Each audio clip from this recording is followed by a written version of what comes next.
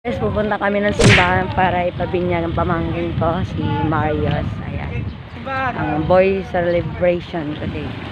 Punta kami ng simbahan kasama ko aking ate, kuya at mga ninong-nina. Okay? Ayan. Dito na ako sa likod. Dito na ako kila ate. Dito pa. Ayan.